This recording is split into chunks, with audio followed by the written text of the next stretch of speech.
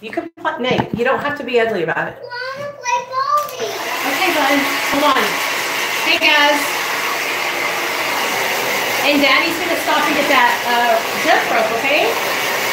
Why don't you guys get dressed in some costumes and just run around and be silly?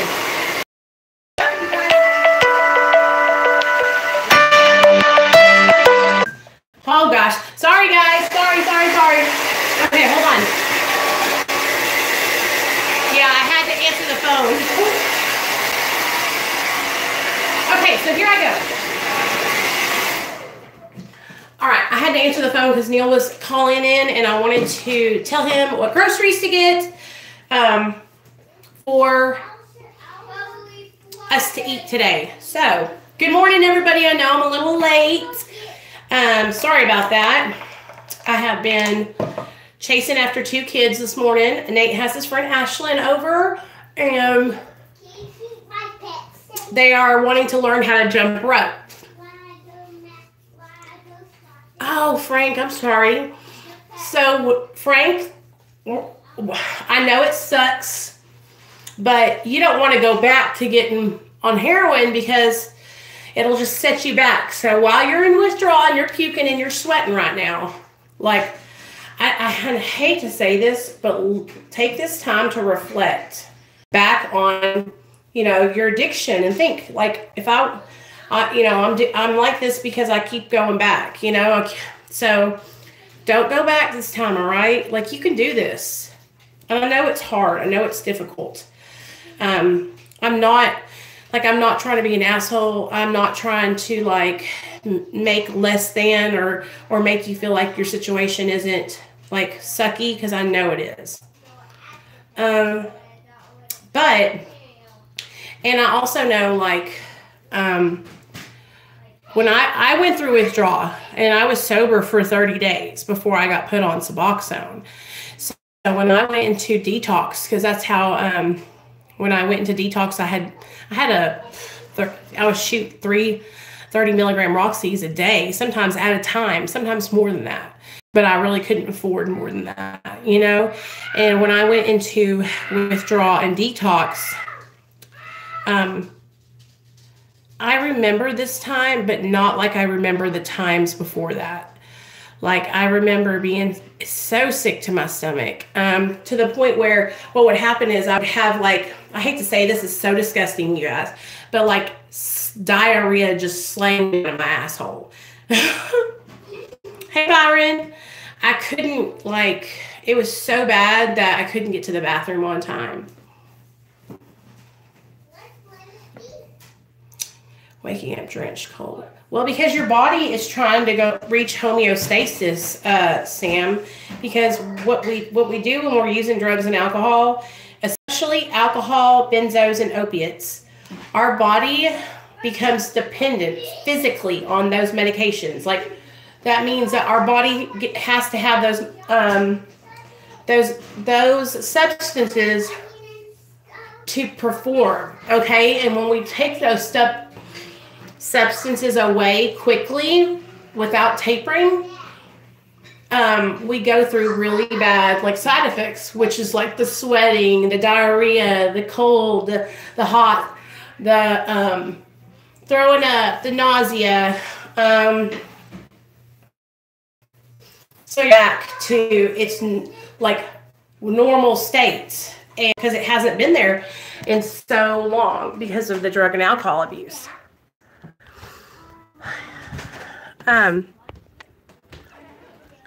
That's why, like, Frank, and I know that's why I'm so, like, gung-ho and, like, just straight up, like, I think that everyone should go to detox, like, because it's fucking hard to be going through withdrawal at your house and, like, not use. Like, I couldn't do it. I could never, like, keep myself sober through a withdrawal.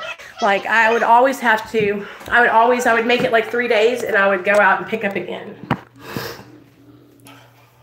And so that's why, like, whenever you guys are, like, always say, you need to get into detox. Frank, if you live in West Virginia, like I have a friend, his name is Tim Kraft. I actually did a video on him, and he has an awesome program there called High on Hope. And they will help you. Hey, classy bitch. Hey, Jamie. They will help you get sober. All you got to do is tell me you want to do it. What's wrong, guys? Oh, Lord.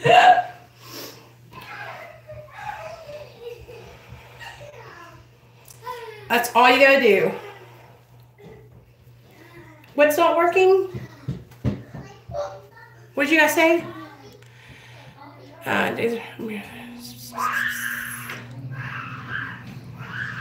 What's not working?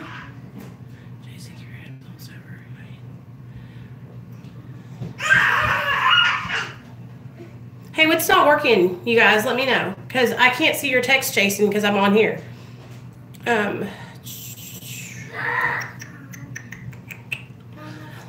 Thankyou stopped taking the drugs because it was hard for a few of my relatives to stop. Well, I was in and out of relapse for 10 years. Like, I would try to get sober. Like, the first time I tried to get sober, you guys. Oh, okay. There's super long waiting lists. Okay, so, the first time I tried to get sober, I kind of count it as the first treatment center I went to. The first treatment center I went to was that one you guys I told you about called Quapaw House. And I want to say I was like 25 or 24. So ever since then, I have been back and forth, like going back and forth between treatment and relapse, And I'm trying to decide what foundation I want to wear. Do what? How the heck do you watch this thing? I just did it. Okay, good. You just did it. Zombie, take this. Don't shoot her in the face now. No, there's nothing inside here. Okay. It took me like 10 years to get to a point where I was like, you know what? I have to make a change. I can't live my life like this anymore. But it's different for everybody, you guys. Like, nowadays, I feel like people are coming to their rock bottom a lot quicker because the drugs are a lot more potent than they were when, you know, I was using. The drugs now are like, you'll die if you don't get sober. You know, you could get fentanyl. If you're shooting up or smoking heroin or snorting heroin or anything nowadays, everything is like, they're putting fentanyl in everything, you guys. So dangerous. That's why I worry so much about people that are relapsing a lot. And that's why I tell you guys, like, there's no shame in getting on a maintenance medication. Like, I would rather someone be on maintenance and stay clean and not relapse than be abstinent and struggling to stay sober. You have to weigh out the pros and cons and look at it from the point of view is like, this is your life and you could die. What, Nate?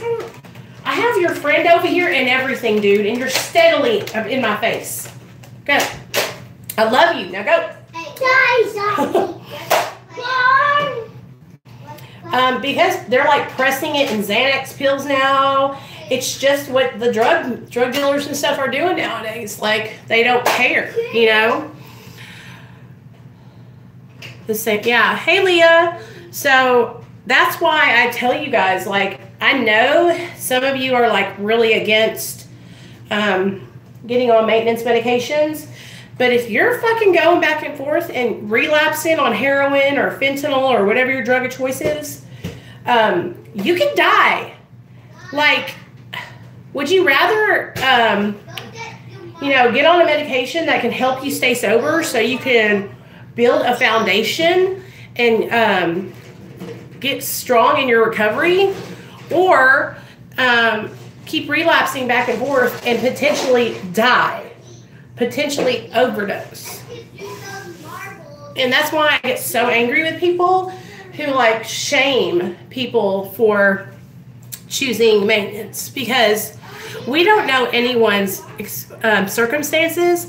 We don't know like how many times they've tried to get sober, or if they have the law on their ass, or if their kids got taken away. Like, we don't know anyone's circumstance. Do you know what I mean, guys?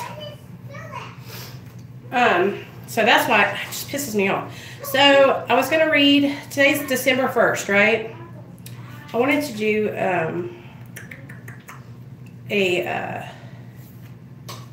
yeah, Jamie, I know. Okay, here we go. You ready? Al-Anon was the first place I'd been in a long time where people invited me back even after listening to my woes. I'm so grateful that they did, because Al-Anon was my last hope. I thought that I would kill myself if I didn't do something about the alcoholism in my home.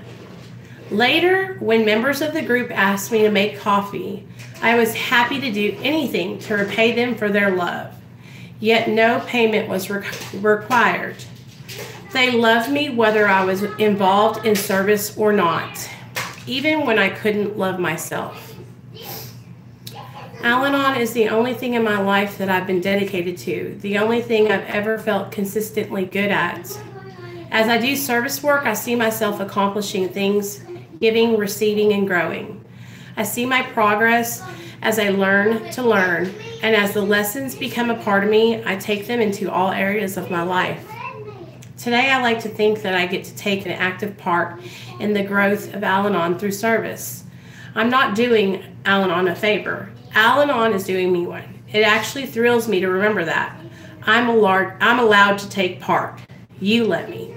Today's reminder: listening, hearing, and thinking and reading about spiritual awakening are fine.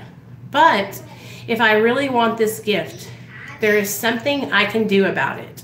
I can get involved. So I'm reading out, this book is called The Courage to Change. And I know that you guys are probably going, what is it, Al-Anon?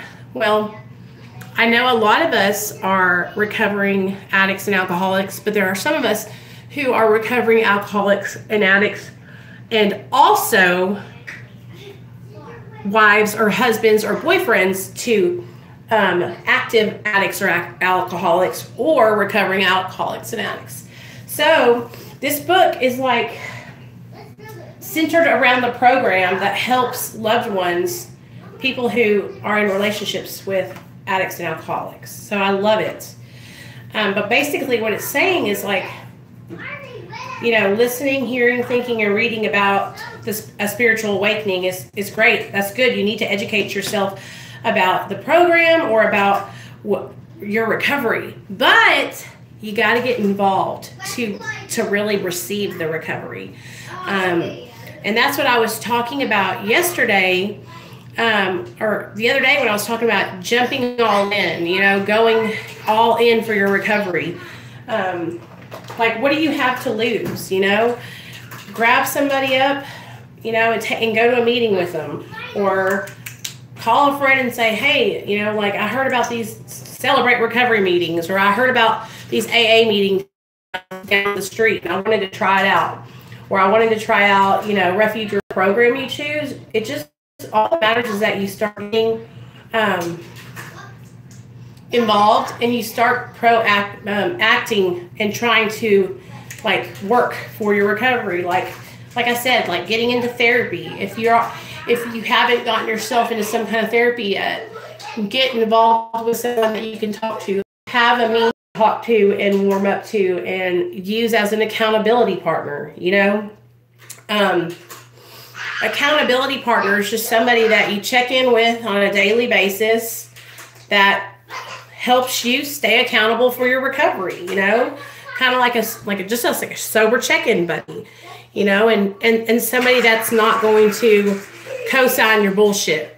Like, if you call them up and say, hey, there's a party down the street and I'm going to go, your sober accountability partner is going to say, oh, hell no, you ain't. Or no, you don't need to go.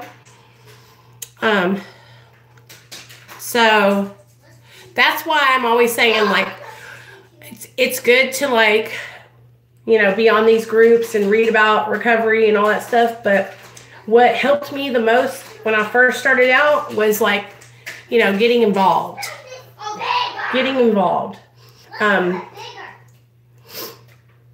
There's service work that can be done, you know,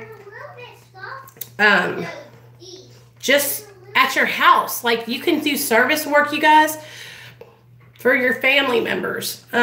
Being of service just means like not thinking about self and doing something for someone else. So like when I first started out, I would use my son as to do service for.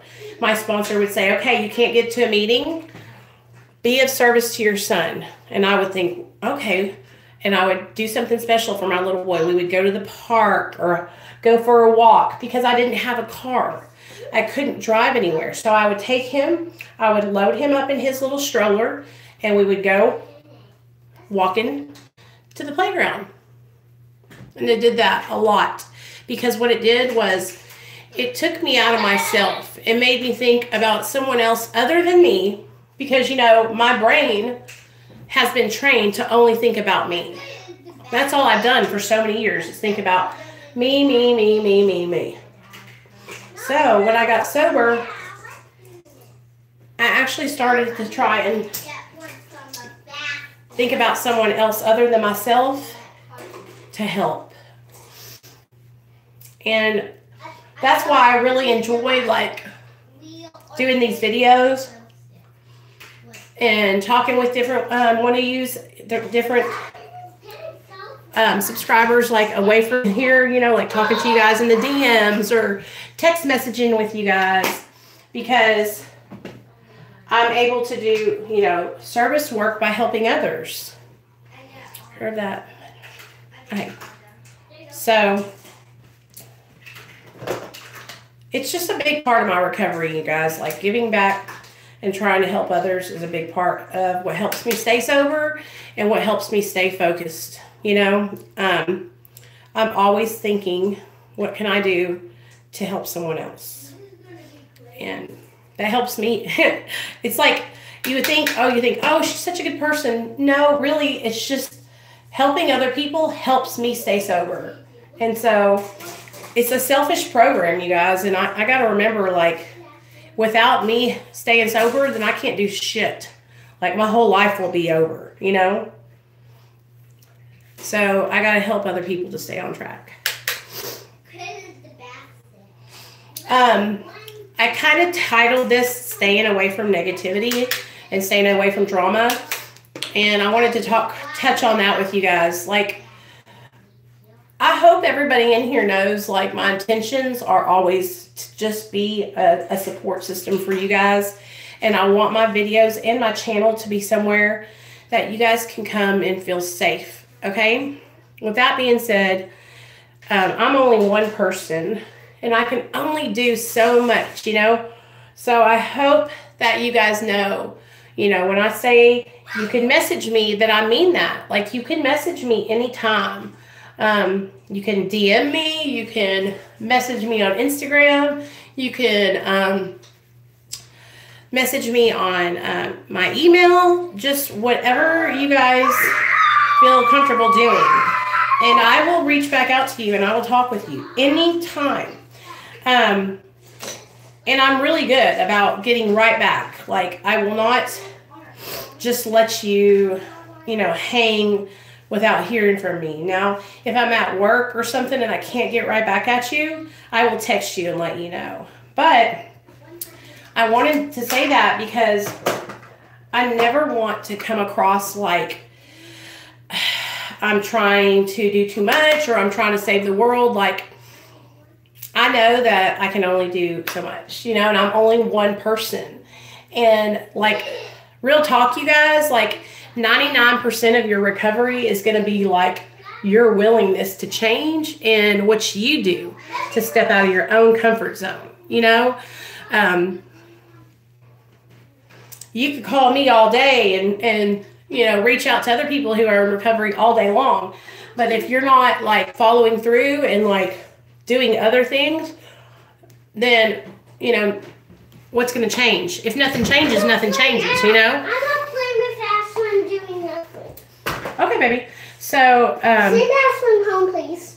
Nate, stop being ugly. Daddy's bringing home a jumping rope, okay? There's no drama. I'm just talking about, like, in general. And I just want to make sure that I'm not...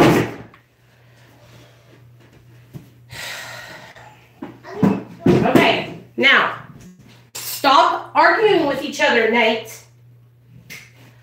These children are friends, but they argue like they're brother and sister. Do y'all know what I mean? Drives me insane. Okay.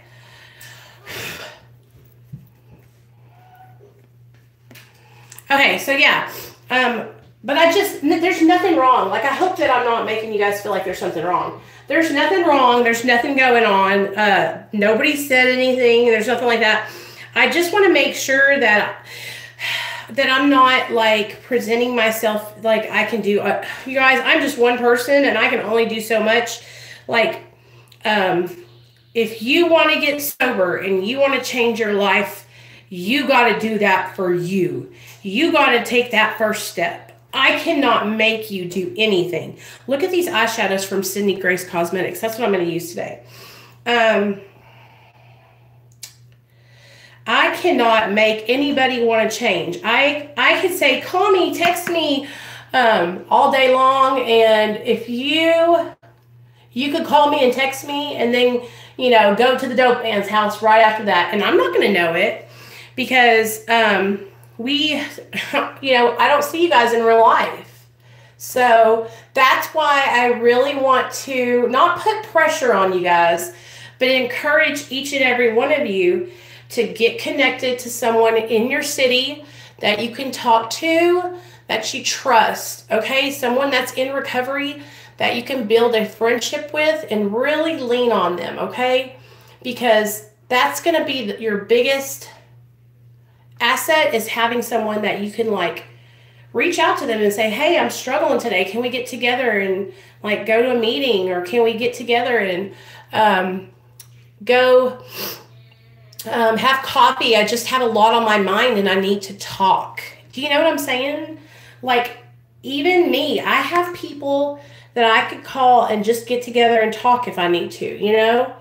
And I just want you guys to make sure that y'all are all being proactive for your recovery and doing those things to reach out and get connected to people, so that way if you get tempted or if something happens, you can, you know. Who, me? Cher, I'm sorry, I don't know what you're talking about, girl. Are you talking to me, Cher, or are you talking to somebody in the comments?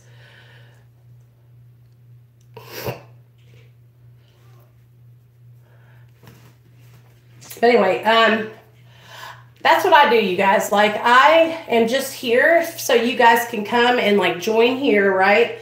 You meet here, you get some support, you meet some people that are in recovery who are trying to do the next right thing, and then you can go out and use those coping skills and the new things that we learn here together to put into your everyday life. You know what I'm saying? Like, when I get off here with you guys, all the things that we talk about here, am I still here? Are y'all not seeing me? All the things that we talk about here, I use these things as coping skills when I leave here. You know what I'm saying? Like, these are all things I practice.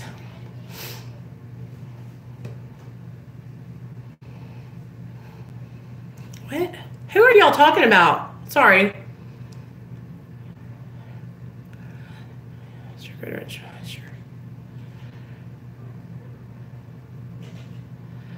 I have no idea what y'all are talking about. Okay, anyway, me too. So, you guys, listen. If anybody has a problem with me, they will come to me. I don't really talk to anybody in the... Like, I don't talk about other people's business to anybody. if I'm working with you or if I'm helping you with your recovery, everything that we talk to each other about is private between me and you.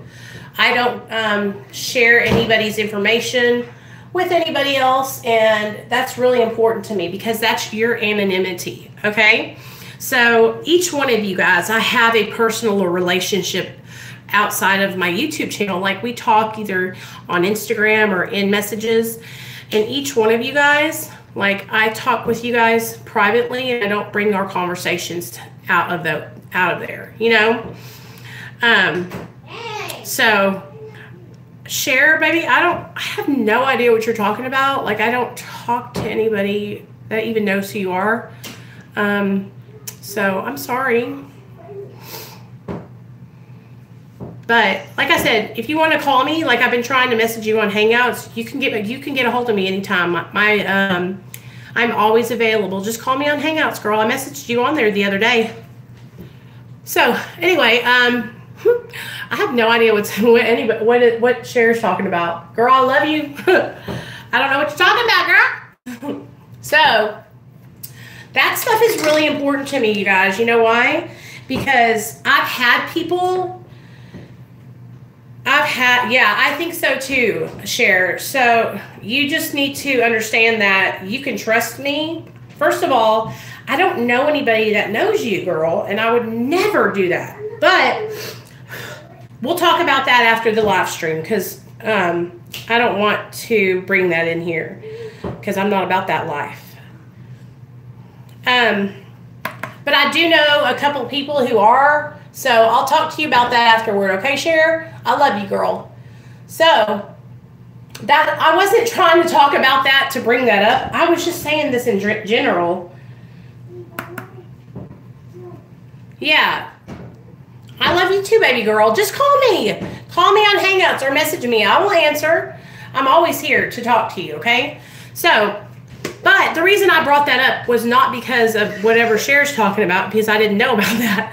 The reason I brought that up is because I want you guys to know how important it is for us to be careful, like what we talk about. And like, if someone is entertaining gossip, okay, if somebody comes over to you and they call you and they go, did you just watch so-and-so's video? Blah, blah, blah, blah, right? That's entertaining gossip, you guys. And we can't be doing that because what that does is we have to this is what I do. I put myself in the position and I think, how would I feel if that was me they were talking about? You know what I'm saying? How would I feel if, you know, I was the butt of everybody's joke, you know? And that's happened to me, you guys. You guys saw that channel that's making fun of me, okay, for my weight. I am the butt of people's jokes, and that's fine because I'm strong in my recovery, but I'm still human, you guys. I'm still human, and it hurts. It hurts to be made fun of. What are y'all doing? Nathaniel, what are you doing? Why are y'all fighting? Come here right now. What is going on? What are we fighting about? Okay, then go play somewhere else. Let her do her little thing. She's not bothering you. Yes, he is. What is she doing to you? I wanted to have that queen thing to move the marbles that he didn't let me have it. Do y'all want to do it together? Your daddy's fixing to be home with a jump rope, and that's going to be a great time. And we're getting macaroni and cheese. Okay, now shake hands. Truce. No shutting the door on people. You cannot do that. No more. Time out. Okay, time out. Go time yourself out for a minute. Take a breather. You go take a breather in this room, okay? And then when y'all are done taking a breather, y'all can get back together and play. We had to have time out they're just having a little argument. That happens sometimes. Oh, hey, Anna. So, anyway, the reason I brought up the whole, like, staying out of negativity wasn't because of anything that was Cher was talking about or anything that's going on that I'm aware of, you guys. I was just bringing that up because I want you guys to know that I have been there. I have been there before when I trusted someone and I thought they were my friend and they just went behind my back and talked about me to other people. And it hurts so bad. It hurts. Like, it's like a knife being stabbed in your back, right? So, I just want all of us, like, because I know we're all getting close, and I'm doing this. This is a teaching moment for all of us, okay? No one's in trouble. Like, I'm not mad at anybody. I'm not talking about anyone, okay? I'm not talking about anybody. I'm just saying this as a general statement, okay? We have to be more mindful of where people are at, okay? And all of us are at different stages in our recovery, okay? Some of us are tapering, some of us are on maintenance, some of us are abstinent, some of us are still in active addiction. We're all at different stages in our recovery, okay? We have to be mindful and remember that. Now, here's something that I used to struggle with, and you can ask my counselor. I used to struggle so badly with not remembering and not like taking into consideration that my peers were not in the same place I am with their recovery. So I would go into these groups, right? At my Suboxone doctor, we would have groups, right? And the girls in there, I would be so angry and mad because here I am, 3 years sober, trying to live my best life, and these girls are, coming in high. And it would make me so upset because it's triggering, right? But that's when I have to take a step back, you guys, and be mindful. Like, I was that girl one day. I was that girl, coming into treatment high and bringing drugs in and having them snuck in, right? So we've all been there. We have all taken part in some gossip before, But today, from this point forward, I want us all to be super aware of when we are talking with other people, because if somebody is bringing something to you about someone else, I can promise you that they're talking about you behind your back all the time.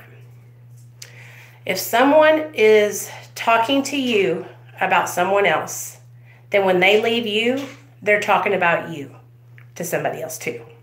Remember that. Remember that. And so anytime somebody comes to me and wants to talk shit about somebody else, you know what I do? I check it off in my mind. I check that little box in my mind. Okay, can't talk to them, can't trust this person because they're obviously talking shit about people behind my back. Then they're probably doing it to me too.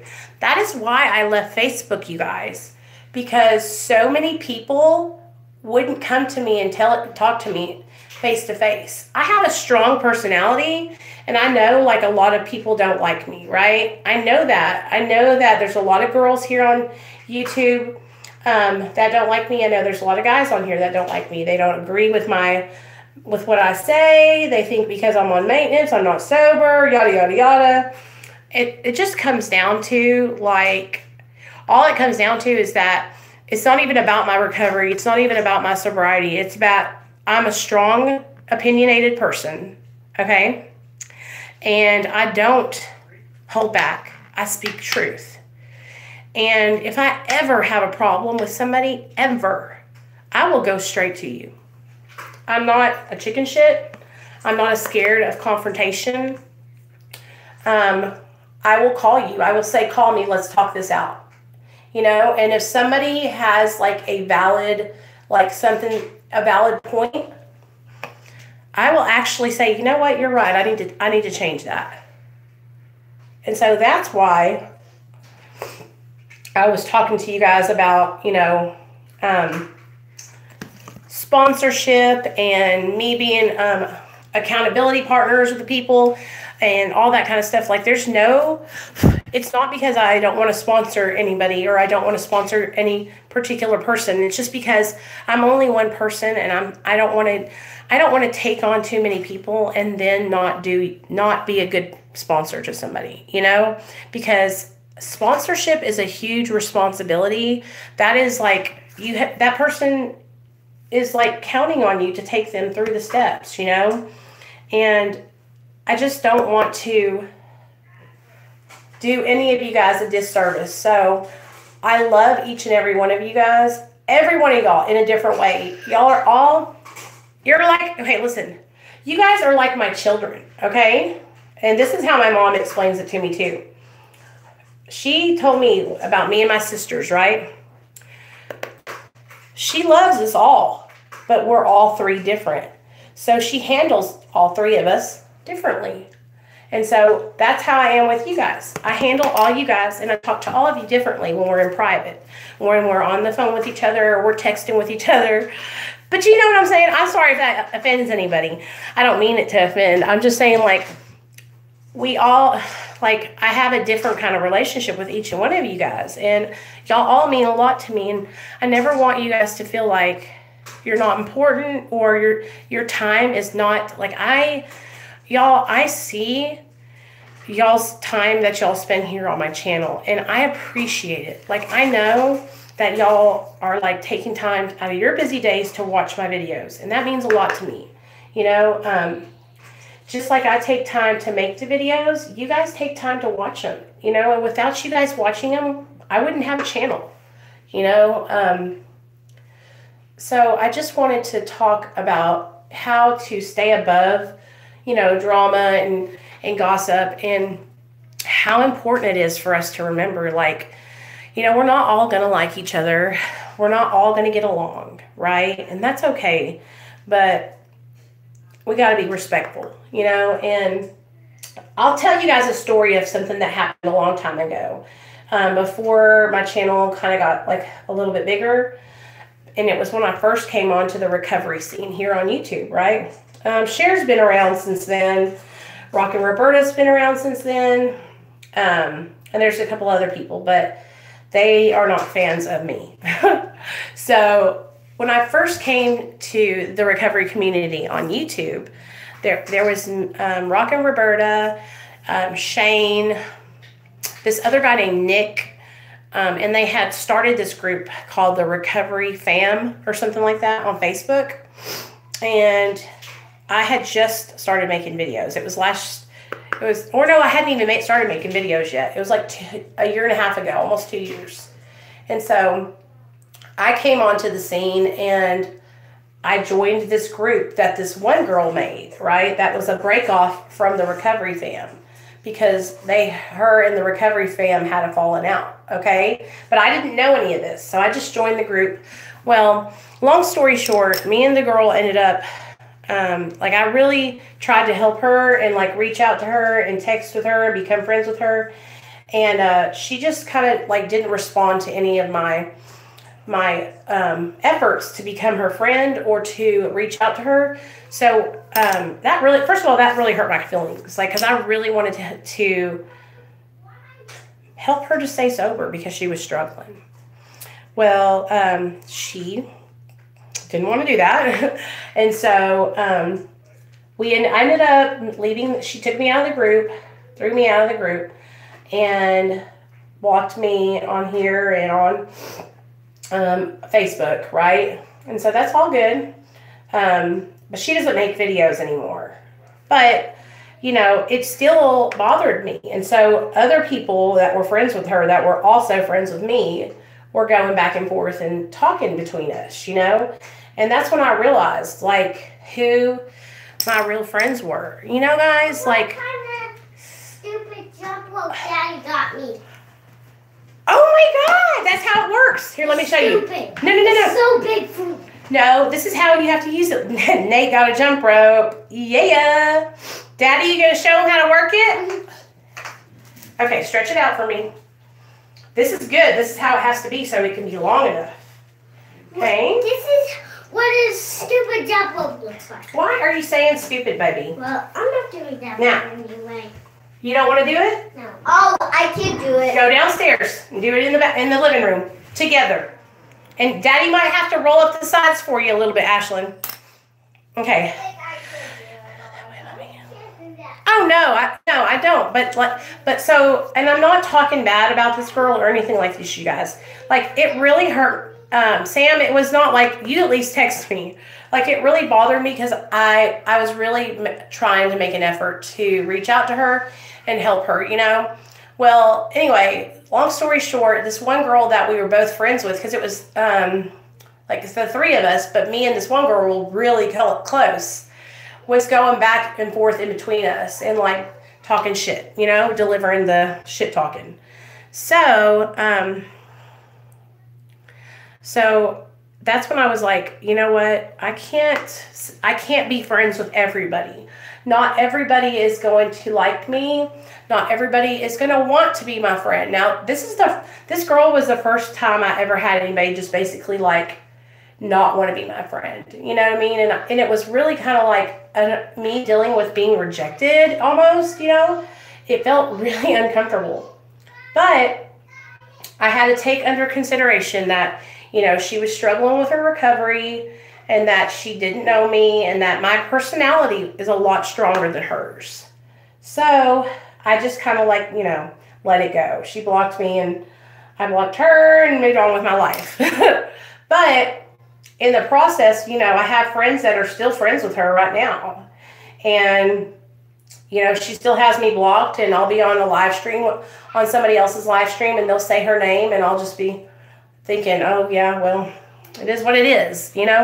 It is what it is. I did my part. And that's all we can all do, is do our part to be good people and help others, you know? But that's what I try to do, you guys. Like, I try to be honest and forthcoming with y'all. I'm never going to, like, spread gossip or talk shit. Like, that's not my style. I don't like it. I don't like doing that. I don't want to hurt or harm anyone, you know. I'm going to do a cut, like kind of cut my crease. I don't like to hurt anyone, or, you know, but I just don't like talking shit about people behind their backs, because I've had it done to me and it fucking sucks, you know. And like I said, when somebody's talking about you, believe that when somebody's talking to you about somebody, best believe they're talking to somebody about you too. Just believe it, because it is happening. And that's what I had to learn, is like, because you guys, gossip is addicting. It's easy to think, you know, oh, I want to know what's going on. I want to be in the know, you know. But at what expense? At whose expense is it at? Is it at, you know, someone else's expense that you're in the know and knowing the gossip? You know, I'm not willing to. I don't want to hurt and harm people anymore. You know what I mean? So it's hard though. Like, ladies, listen, I'm not no angel. It's hard. Like, you know, I used to be like, tell me what's going on, tell me. But today, I'm working to be a better person, you know, and that's all I can do is work towards it, because I'm not perfect, you know. And who's to say that, you know, tomorrow somebody won't call me with some gossip and I might listen to it. But you know what? I always, like, if something's going on and I realize, like, hey, I'm slipping, I'll always realize it and come back and say, you know what? I'm sorry. I shouldn't have done that. You know? I'm sorry. I apologize. I shouldn't have talked about you, or I shouldn't have listened to other people talking about you. And I guess that's what bothers me the most, is like when people that I love and care about, or I just like, are taking place in like listening to other people talk shit about me. That hurts my fucking feelings so bad. You know, hey, dry mouth, what's up? It just rocks my world. So I love this, like, so what color should I put on with this? That's beautiful. Let's try that color. Ugh. I just want to help people and not harm people. And I think, you know, through gossip and all that, that's just harmful to people. So I try not to do it. And I want to encourage you guys to try not to do it too. Do you know what I mean? Ooh, this is pretty, guys. So, but like I said, nobody's perfect, though. We're all going to have our days when we're like chirping about the gossip, you know, delivering it all over the place. But just try to be aware. Just try to be aware and then pull yourself back and, you know, it's like checking ourselves before we wreck ourselves. We're just talking about life and talking about, you know, how easy it can be to get caught up in gossip and hearsay. But like I was saying, you guys, and I'll talk to Cher when I get off here, hopefully, and I'll figure out what's going on with that. But I think I have a pretty good idea. Because somebody tried to call me the other day and I didn't answer their phone call. So I think I have a pretty good idea of what she's talking about. But anyway, doesn't matter now. So how's everybody doing this Saturday? Like, listen, y'all, when I got off the phone with you guys last night, I went down the rabbit hole of Chris Watts again. And I was watching, listen to this, you guys. Okay, so I'm on YouTube last night, and I fall down the rabbit hole, and I'm watching the interviews of Chris Watts. This is the Jaclyn Hill Morphe collaboration, the last one she did, one of those. And then this is just like my single shadows and stuff. But, so, okay, yeah, well, that's what I was telling you guys. So I was falling down the rabbit hole, and I watched the interviews, the interrogation that Chris went through with the police, right? You guys, oh my God, the whole freaking time he is in that interrogation room, they are telling him, like, it was so funny because they're buttering him up because, okay, there we go. They were buttering him up to tell the truth, okay? They were saying, you know, we know you're a good person and we know you just want to save, just want to protect your babies, and saying all this nice shit about him, right? To try and get him to tell them where the bodies were at. And he was like, I don't know. I'm telling you, I don't know where they're at. Lie, lie, lie, lie, lie, lie. Okay? So he's just steadily lying. And then finally, they go, the detective says, well, if I let your dad come in, will you tell your dad? Will you tell your dad what happened? And then tell us, okay? Or then let him tell us. All right? And he's like, he thinks about it for a second, and I think he's like, okay, yes. And so his dad comes in, right? And his dad comes in, and he and his dad are like whispering, like conspiring a plan. And that's when he tells his dad that he went into a fit of rage and strangled Shanann. But he was like, I strangled her because, listen to this, I strangled her because I saw that she had strangled Bella. And I was like, liar, liar. Dude, she didn't touch those kids. She came home from being on her little trip, and this is what I think happened. I think she came home from being on her trip, right? And she got there, and the babies were already dead. And she saw her babies dead.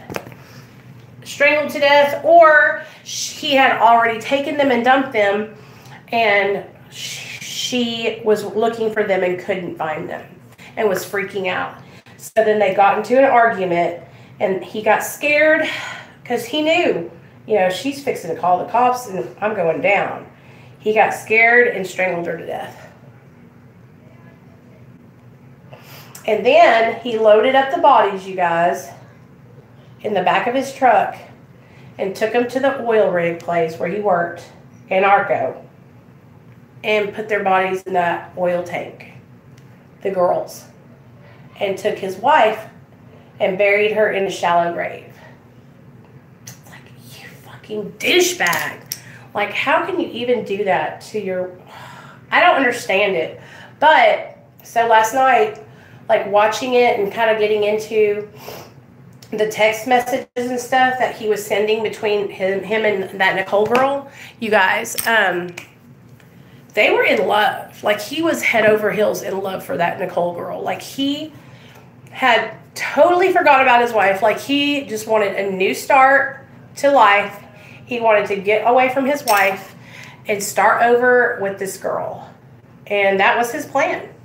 And I think that he actually thought that he could get away with it because he thought he was going to say that they went missing. You know? So, yeah, he is, Sam. So, dude, this eye came out so good, you guys. Hold on, I'll show y'all. I'm going to put an inner corner highlight, which is going to be my Anastasia Amarizi highlighter. So,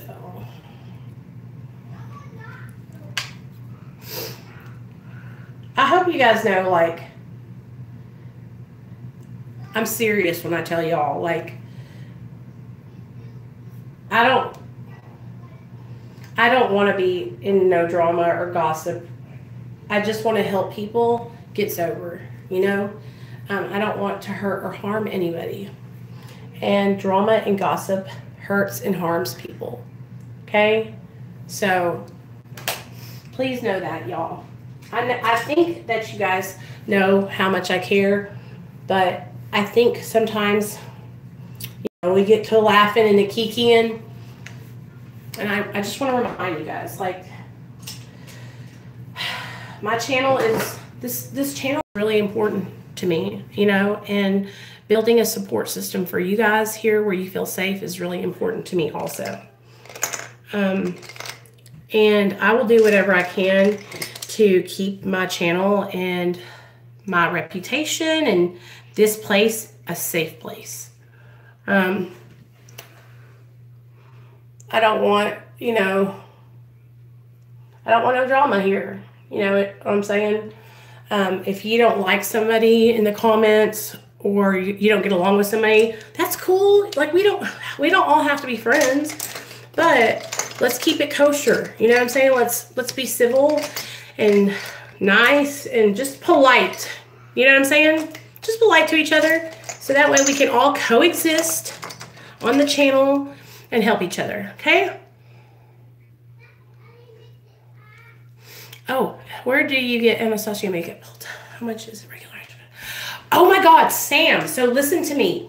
You guys, if you did not know, at Ulta right now, this Modern Renaissance palette by Anastasia, my favorite one, they're usually $42. This palette is $29 on sale. Also, her highlighter palettes, like the 4-pan highlighter palettes, they're usually 40 bucks. They're on sale for $24. Go look on Ulta.com. And that's like a huge like deal because they're never on sale. You have to pay full price for Anastasia. So if you have money and you want to go get some makeup for Christmas, her highlighter palettes and this palette, they're on sale basically almost half off on Ulta.com.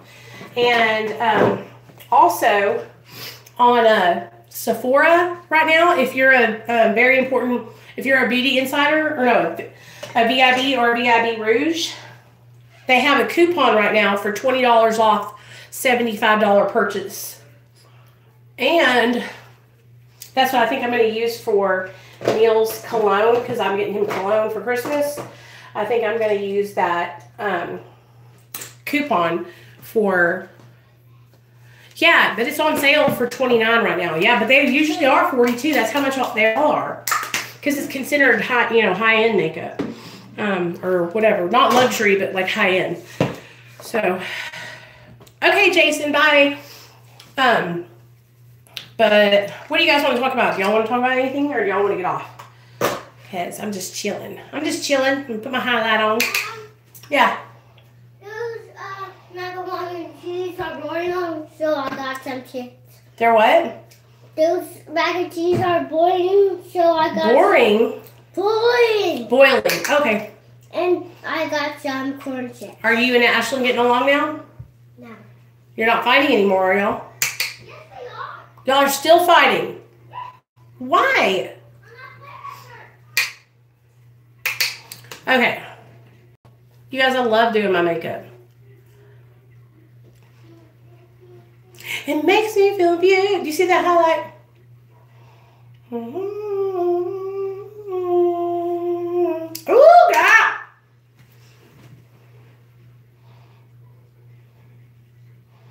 Oh, yeah. Oh, yeah. And this highlight don't make your skin look like, you know, I have a little bit of texture on my skin. And so it doesn't make my skin look like bumpy or anything. Okay. Whew, that feels good. Mascara time. Okay. Are y'all done fighting? No. Do you want me to help you clean up your room? I'm not their, Gorgeous. Thanks, Jamie. I love you, girl. I'm not their marble set down, so That's okay. I'm not Ashland's marble set down. Okay, Nate. Because Because you're being ugly. I don't like So, Neil just got home. I'll go. I have the flyer for Ulta, Sam. I'll show you right now what I was talking about. I'm so glad that I have my family. Y'all are like my family. Y'all, listen to me, girls. You guys are like my girlfriends because I don't really hang out with a lot of people in real life. Like, I'm always with my son or my husband. So, y'all are like my girlfriends. So, I have to show you guys. So, this is the Ulta flyer. I just got it in the mail today. So, we have 25 and under gifts. So, you know those Stila Glitter and Glow eyeshadows that are like the glitter? They have the 3-pack right here for $25, and you get 3 of them. That's good because they're normally $24 a piece. Also, these IT brushes, $25 for those. And those are like fucking expensive. Let me show you guys some else. Oh my God. Bare Minerals Limited Edition Celestial Magic 8-piece Mini Gen Nude Radiant Lipsticks for $36, and you get 8 lipsticks. They're miniatures, but still.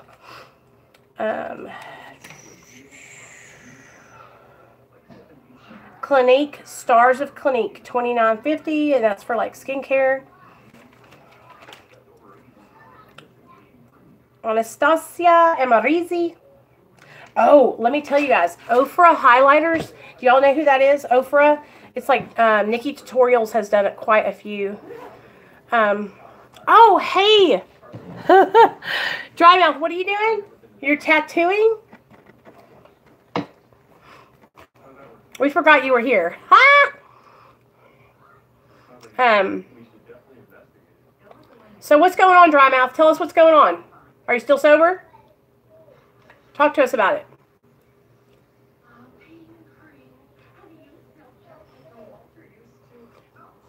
Okay, well, tell us.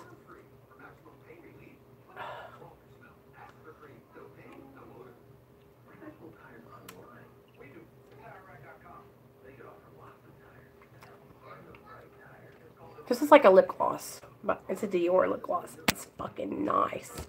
I love it. I don't usually get a lot of stuff that's expensive like that.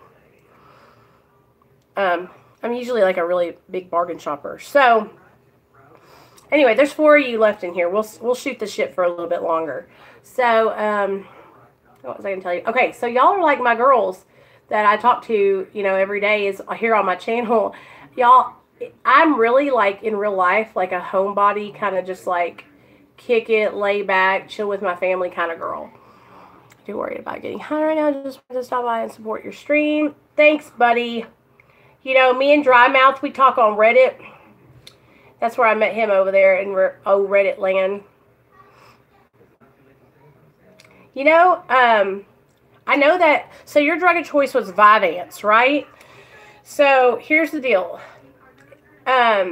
Why did you get put on, how did you get put on Vyvanse? Like, why? Was it because of ADD? Or was it because you knew you wanted to get it so you could get high? Like, tell us the tea. Tell us the tea, Dry Mouth. And I'll tell you, like, the way I first got into stimulants was because I was in high school and I did cocaine for the first time, right? And I was like, hell yeah, this shit's good because it gave me energy. So I got hooked on coke first. And I was an IV coke user.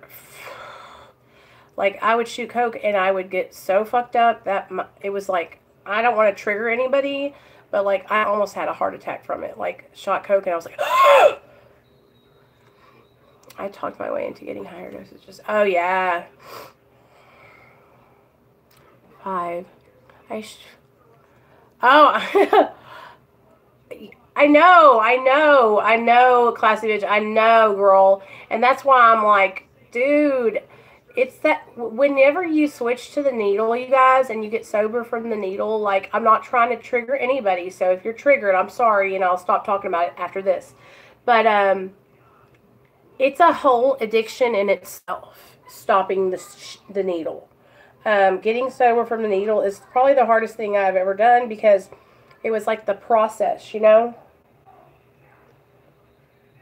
I haven't done my makeup in a long time, you know? Yeah, and so life can be a trigger, you guys. Life can be a trigger, okay?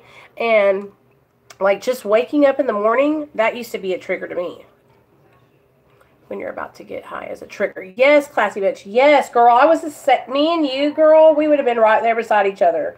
I could just see it now. You know what? You remind me of my friend. She lived across the street for a long time.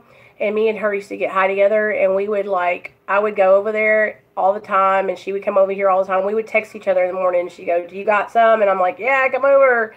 And I would share with her, you know, or she would share with me. And, damn.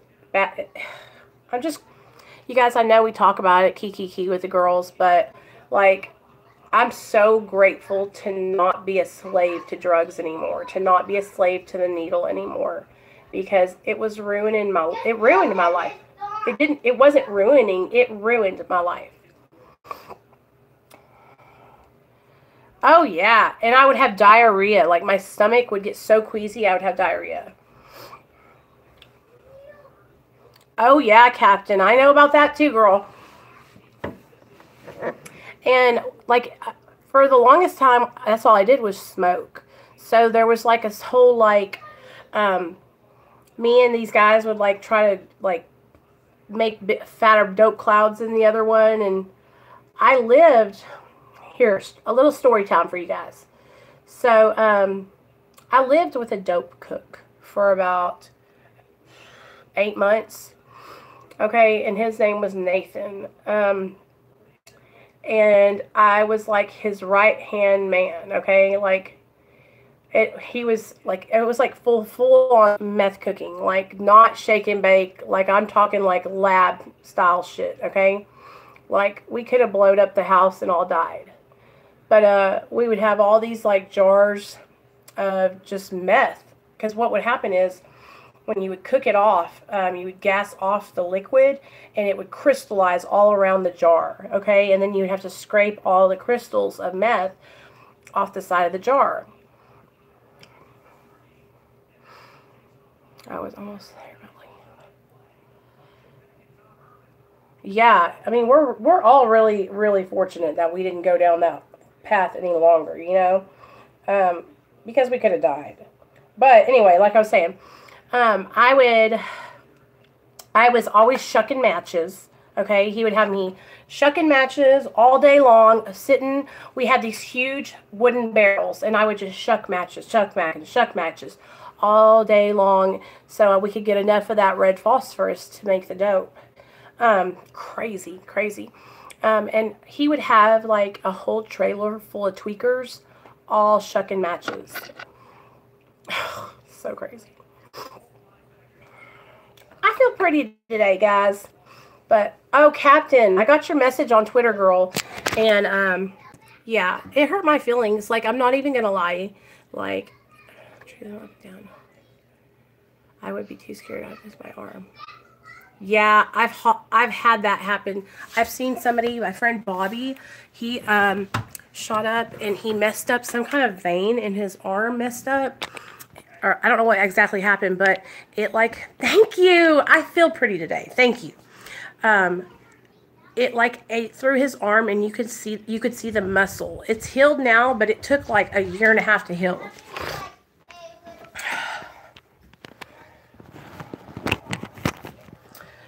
So what was I telling you guys? Shuck matches. Okay, so whenever, back in the day, they used to cook dope. It was called red phosphorus dope. And what you had to do was you had to take a matchbook, okay, inside it out, and rip the matches out of the book. And then that little red strip, that's where the red phosphorus is at. Then you take that side with the little red strip and put it in a separate bucket. And that's the part you use.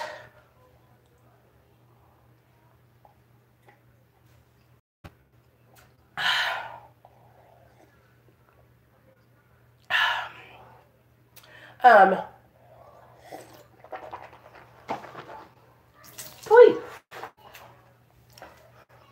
Girl, Captain, check out this look, girl. We did it today talking. What's in the red phosphorus that makes it important? Oh, dry mouth. Like, I don't know how to cook meth, so I don't know. But I know, I want to say that, like, there, because you use lye and you use heat, okay? And you use that red phosphorus. And so you got lye, heat, red phosphorus, acetone. And when you're mixing all this stuff together, it has a chemical reaction. That's all I know. And that's how meth is made, is through that chemical reaction. With the fire from the torch. Yeah, it's really crazy. But they have a whole, like, this is so nuts too, you guys. Like, there's a book online, and it's like basically how to cook dope. Yes. Well, there's, Captain, there was that, you had to use Sudafed because it had, that certain ingredient in it. But, you know, that's, people had to start getting those because they stopped selling. He's so loud. Okay, I'm going. Hey, guys. Hey, Daddy. Look at me. Look how beautiful I look. Yeah, wonderful. Ephedrine. Yes, that's it. That's it. What's this? I'm watching. Okay. We're just having a chill day, chill Saturday, you guys. Chill Saturdays. Lord, that was crazy days back then, you guys. I don't want to go back to that for nothing. What were we saying? We were talking the other day, me and Classy Bitch, and when you hang out with a bunch of dope fiends, you can't keep nothing nice. All of your nice shit gets stolen. Like all this makeup I have, you guys, I wouldn't have any of that if I was tweaking. Because everybody that comes in and out of your house, they take shit. Can't keep nothing nice. Wouldn't have no jewelry, nothing. Yes, always paranoid.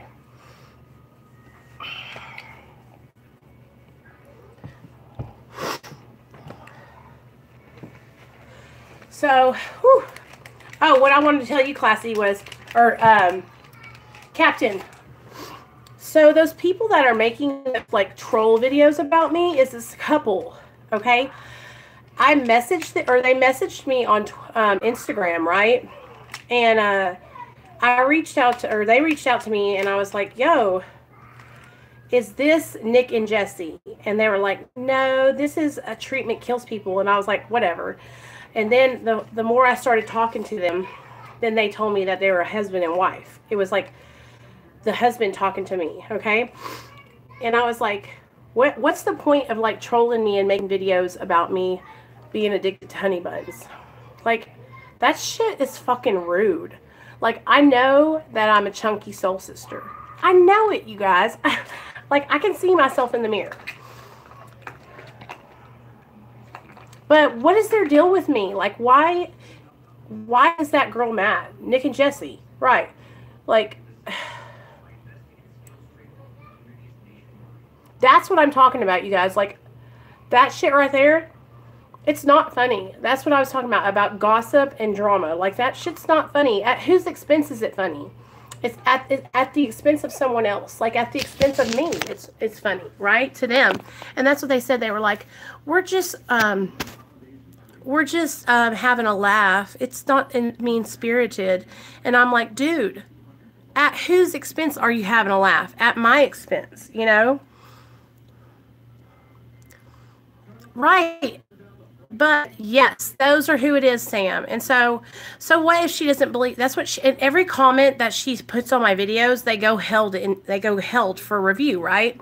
And so when I see them, they're always like talking shit about me getting off Suboxone, and I'm like, listen, girl, like, why are? And then she says I blocked her because saying she got sober from not doing a program, and I'm like, no, I'm proud of her. Yeah, I'm sure it is. I'm proud of her for getting sober without a treatment program or whatever. But, like, I don't understand. Like, I just guess, do they want to be a part of this group? Do you know who they are, Captain? Because if they want to be a part of this group, like, they're more than welcome to be, but they have to be respectful. Like, I don't let people come in here and talk shit to people that are on maintenance. Like, fuck that. You know, this is my fucking stream. And while I got you here, like, I'm not about, like, I will not, oh my God, dry mouth. Like, I have no cravings for opiates. And I used to shoot dope every day, Roxy's every day. Oh, okay. It helps with opiate cravings. And because it is an opioid. And that's the thing, like, Roxycodone it's a oxycodone, and it's a little itty bitty blue pill. And it's just like heroin, only synthetic. But I was doing those for years.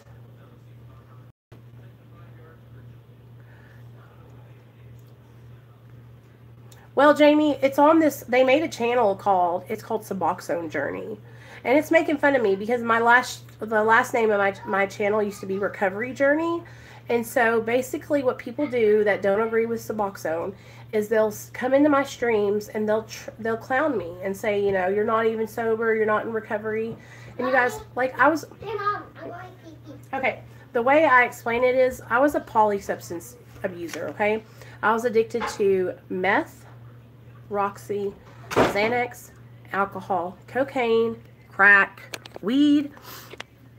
I was an all-around addict, alcoholic, like addicted to more. It didn't matter what substance, like I would take it no matter what, you know? And so, yeah, I think so. I think Roxy's are just a different manufacturer. So, when I got on Suboxone, it was for my opioid use disorder, okay?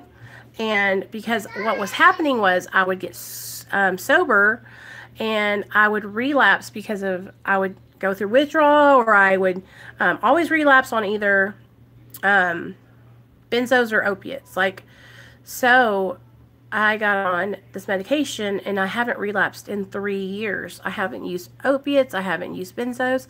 I haven't used alcohol. I haven't used weed. I haven't used drugs. Nothing. Okay? And that's what Suboxone has done for me, is it's allowed me to build a foundation in my recovery. And so that's why I get so pissed off when people are like, you're not sober. Because I am, you know? And you are too. If you're on Suboxone, you are too.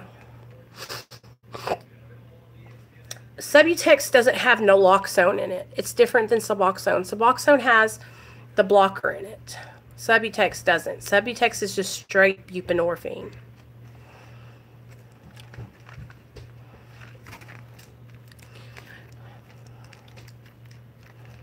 Right, and I do.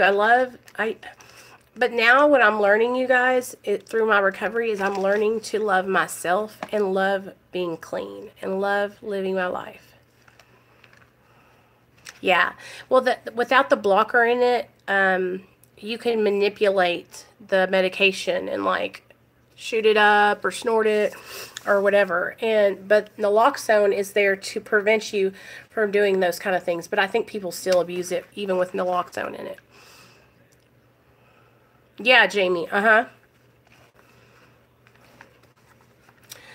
that's the thing, you guys, like, each one of you guys are doing such an amazing job, and don't let anyone that's in recovery and if they're in a program and they like work the steps, or if they're shaming you for being on a medication that helps you stay sober, then they need to look at their recovery. They need to take a step back and look at themselves, because that's not what recovery is about. Recovery is about helping one another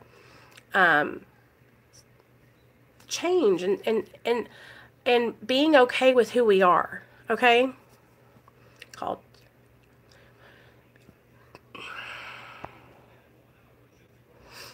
doming.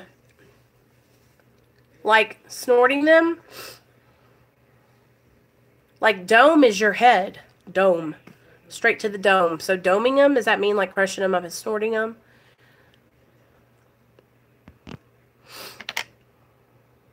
I know, Sam, and that's why it's, but y'all understand, like, that's why I made my channel, because I was struggling finding support for people who, like me, who are on maintenance. And it was like a huge deal when I started my channel. There was not a lot of people that were helping people that were on Suboxone. Oh, I don't know what it means either. I'll have to look it up. But I have a friend that was taking Vyvanse. Yeah, her name is Sam. And then, like, listen to this, you guys. This Bare Minerals, they have a freaking bomb-ass sale going on on Ulta. They have a six count eyeshadow palette with a powder, blush, mascara, and lip gloss with a little pouch to carry it all in. Okay? And that is only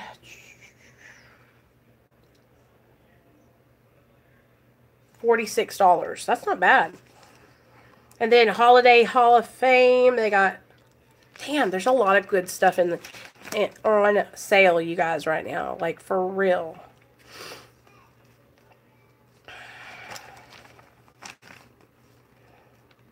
Have any of you guys used ColourPop before? Their fucking eyeshadows are so affordable and so good.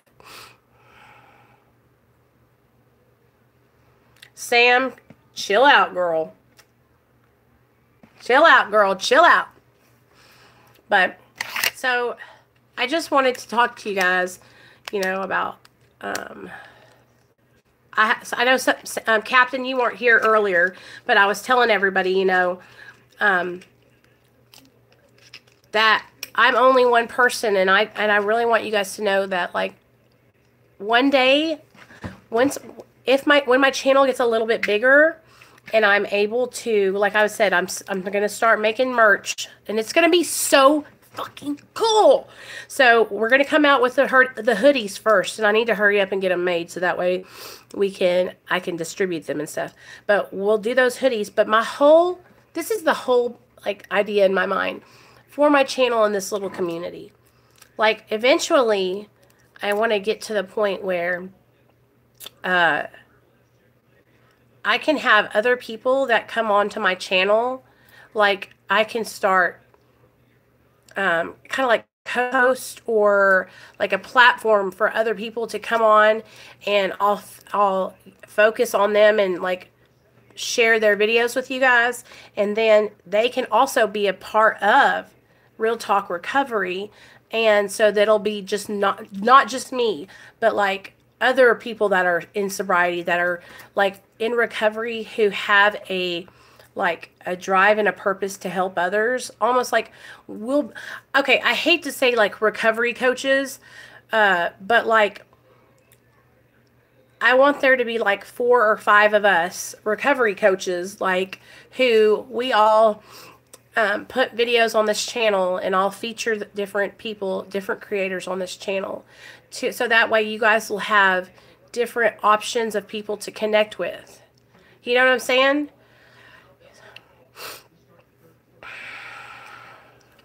Right. That's the whole idea of it, is to use our experience to benefit and help others. And like, okay, so I went through all that crazy shit, you know? Yeah, Jamie, I'll make you one too, girl. I have to go on my big channel, on my big computer to do it. Let me see. Yeah, I have to go on my big computer to do it, but I'll make you a rich girl. Okay, and that's how it is, you guys. Like, I'm cool. Like, I want you guys to all feel like you're a part of, and that's the deal. Like, this channel is for everyone to feel like they have somewhere they can go, and they can connect with other people who are in recovery.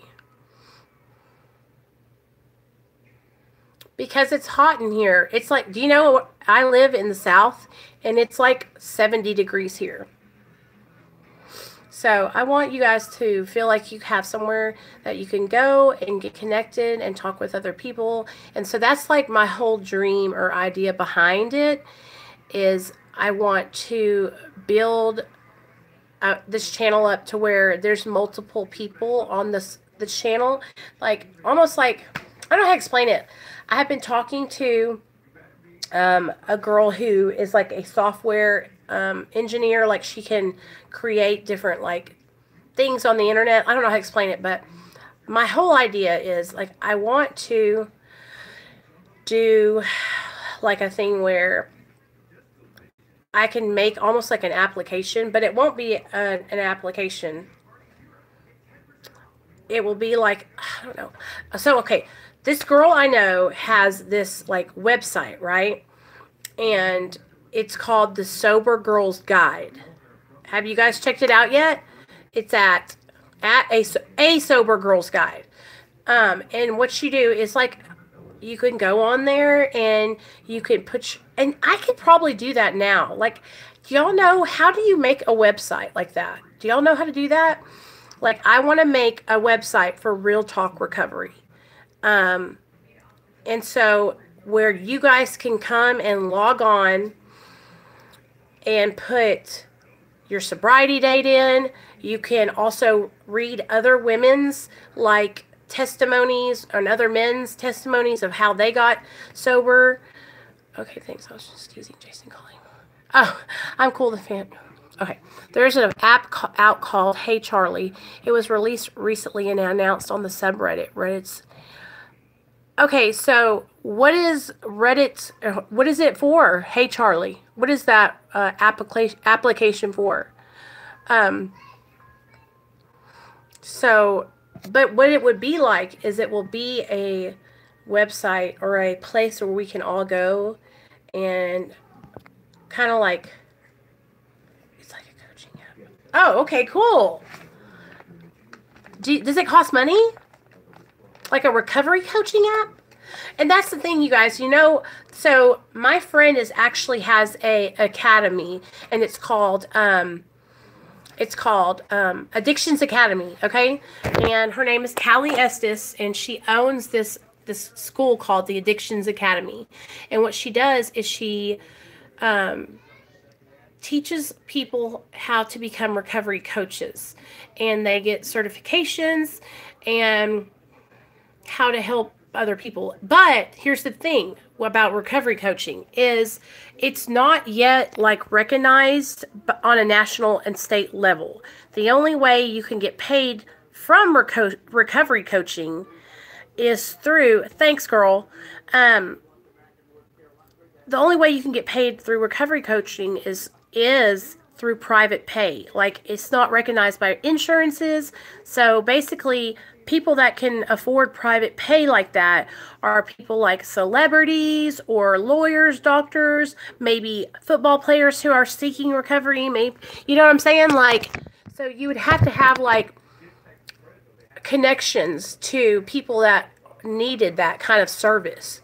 So now what I see some people doing that are in recovery that want to kind of like make recovery their job or their life like that, is they are creating like their own little,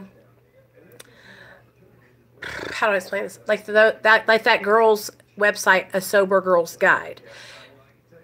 I think what she offers there is like recovery coaching classes, to where and they're not classes to become a recovery coach, but like classes to like basically like intensive outpatient. Right. But what I meant by that was like, that can pay, because what it is paying for that kind of service, like paying somebody to help you with your recovery. Like in the program, that's called a sponsor, and it's free. You understand what I'm saying? In AA, it's called sponsorship. But now what's happening is so many people are struggling with the disease of addiction that there is now a market for people that are in recovery that can offer their services to people that don't want to go the AA or the NA route. So they charge as like recovery coaches or sober support. Like you could also have like a sober companion who comes and like basically kicks it with you all the time.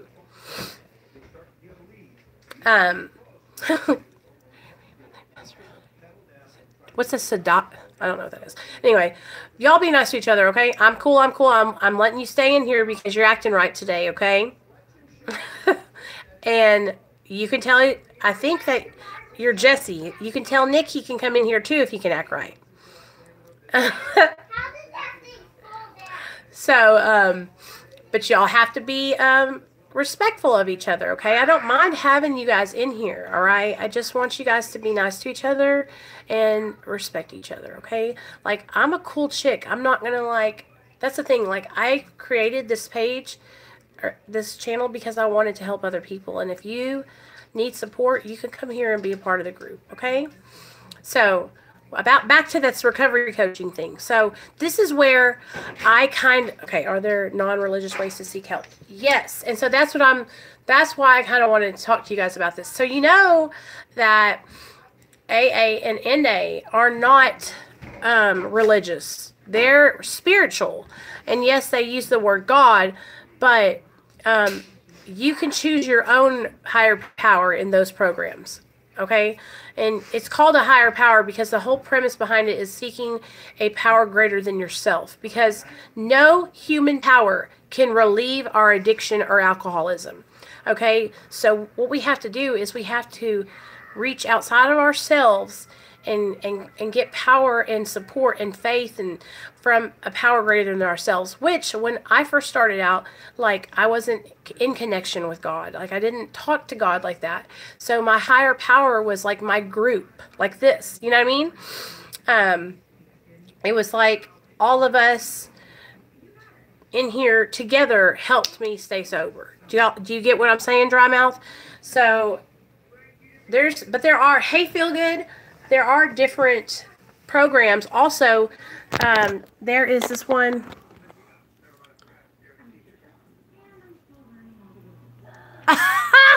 There also is, I never looked into it, but like Refuge Recovery and Smart Recovery. Those are two other recovery programs that people use too. I need to look into those because I wanted to link those in my description box for people that were looking for support. But I see people, what they're doing is they're like writing their own books and writing their own, like, I don't know how to explain it, like kind of program to help people stay sober, and they're profiting from it. They're like capitalizing on that, and they are like making money through helping people, which I think that's pretty freaking awesome, that you get to do a job that you enjoy doing and make money doing it at the same time. You know what I mean? Because nothing in life is free. We all know that. So if you're not like not capitalizing off, because you can't like say, hey, I'll be your sponsor and you can pay me $50. Like, it doesn't work like that. You know, AA and NA are free. So, but back when I was on Facebook, like I was having struggles, like kind of, I was torn between thinking, hey, like we're all supposed to help people because that's what we want people to do for us, was give back, was so freely given to us, right? But that's the AA way. So so I had to like pull myself, like, so yeah, I got sober through AA and got into recovery through the rooms of AA. But now that I'm in recovery, like that's not what I do to stay sober. Like I have kind of taken aspects from that program and then taken like aspects from other programs, Celebrate Recovery. And so I got Celebrate Recovery, AA, and then kind of like mashed it all together to take my own, to make my own spin on like what I do to stay sober, because that's what works for me. And that's what I think a lot of people have to find, what works for them. We all have different things that works for us. Just like, you know, for some of us that are on maintenance and meetings helps us stay sober. Or people that are abstinent might do working out in AA, or they might not do AA at all and they might just work out every day. That's what I was going to say, Dry Mouth. So how do you do that? Like so working out is like an addiction in itself, and that keeps you focused, right?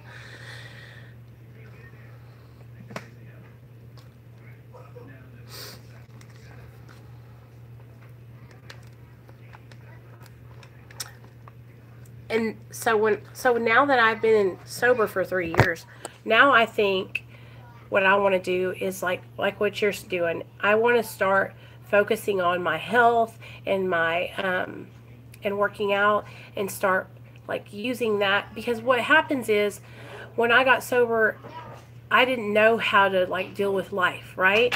So I wasn't using drugs anymore. So I was like, oh gosh, I have to do something to make myself feel better or to entertain myself. Where are my sandals? Because we're going to ask themselves. Okay.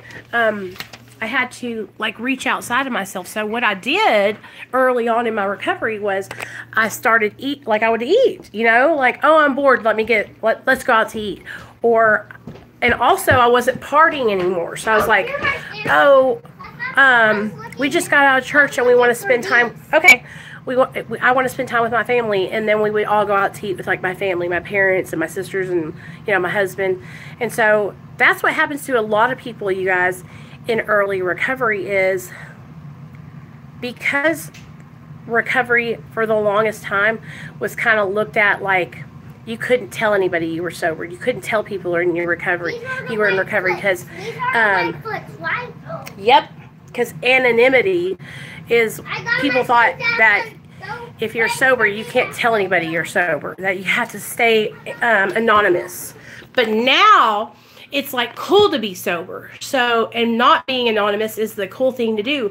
But back 10 years ago, 5 years ago, you didn't tell anybody you were sober because you didn't want anybody to know you were a drug addict. You didn't want anybody to know you were an alcoholic.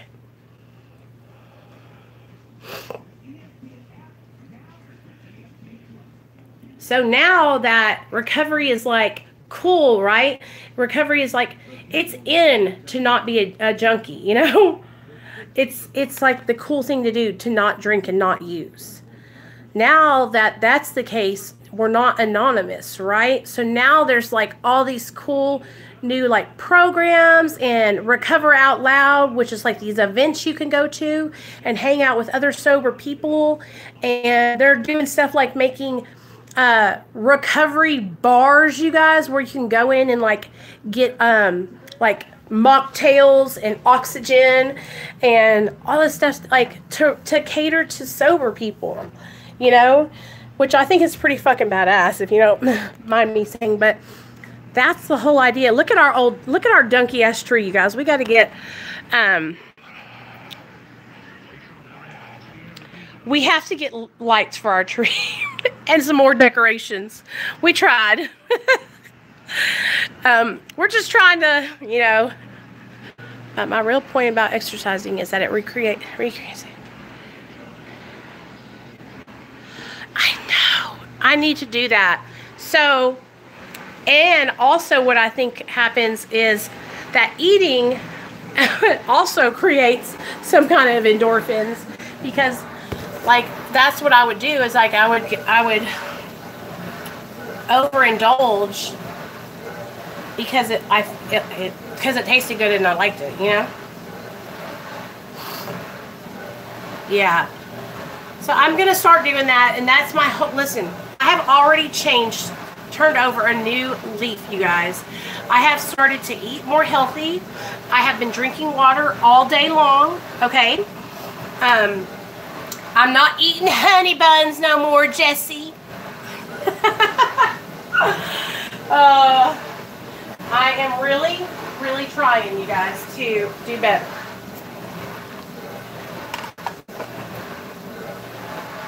But the thing about it is, like, I'm gonna keep it real with you guys. Like, I'm gonna be straight up. It's hard for me because I like to fucking eat. I was raised up in Italian Mexican family. My mom can throw down, my dad can throw down, I can throw down, and you know, this is a little bit of my background, okay? Celebrations in Mexican Italian families, you get together and you eat, okay? If you don't eat, then you're disrespectful, and so you need to sit down and eat. That's what we do. And if you, like I said, if you didn't eat, my dad would be like, what, who are you? What you doing in my house? Get out if you're not going to eat. You know, it's disrespectful. So we would eat. And then my mom, and I do the same thing. Like, I catch myself doing it with Nathaniel.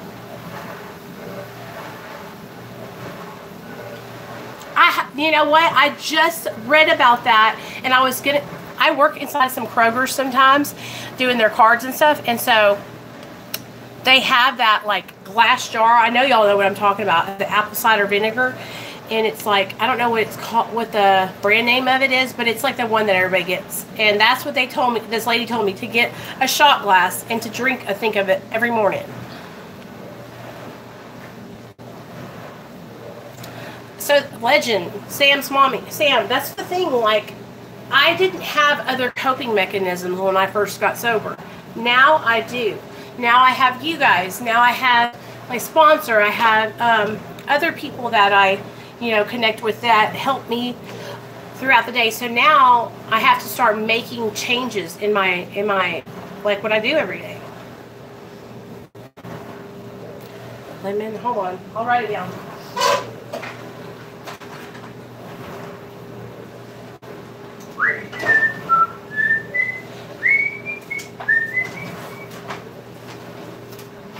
And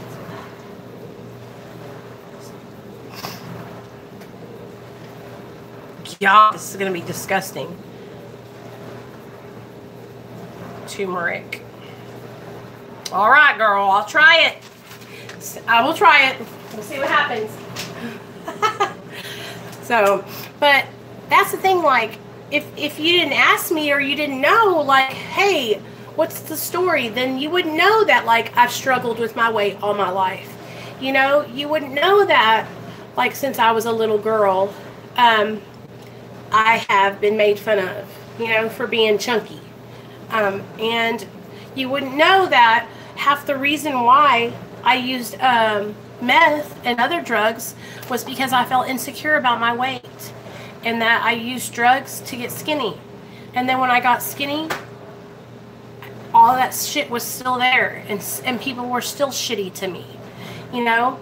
And yeah, I wasn't a nerd in high school, but I wasn't a fucking popular girl either, you know. I was just a regular girl. And so I guess I get upset, and I'm kind of get like, it hurts to see people, you know, make fun of me and make videos about me for, you know, being chunky. You know, it's fucking not right. It's fucking mean. You know, it might be funny to you at the time, but you got to think about it. Like, real talk, you got to think about it, you guys. And this is what I was talking about earlier. Like, it might be funny, but at whose expense? You know, it's funny at my expense. It might be funny to you, but it's not funny to me. You know, it's hurtful. And sure, I know that trolls come with the territory on YouTube. But what trolls come into your live stream and want to actually be a part of it? Like, I don't understand. That's why I'm so confused. It's like, why do you want to be in here if you want to make fun of me? You know, like, that shit's not cool. And I've been trying to, like, be the bigger person and not, like, even fucking say anything about it. But it's, like, borderline obsessive. It's weird. Like, I don't understand what you guys' like, motive is, you know? To come in and then make fun of me later. Like, is that what the motive is?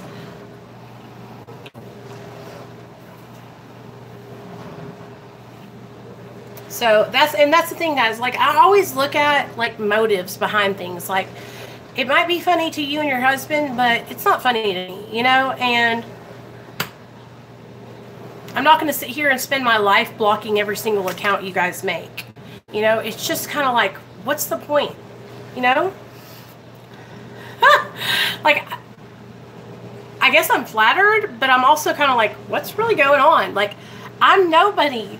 Like, there's so many other people on YouTube to fuck with. Like, who am I? Who am I?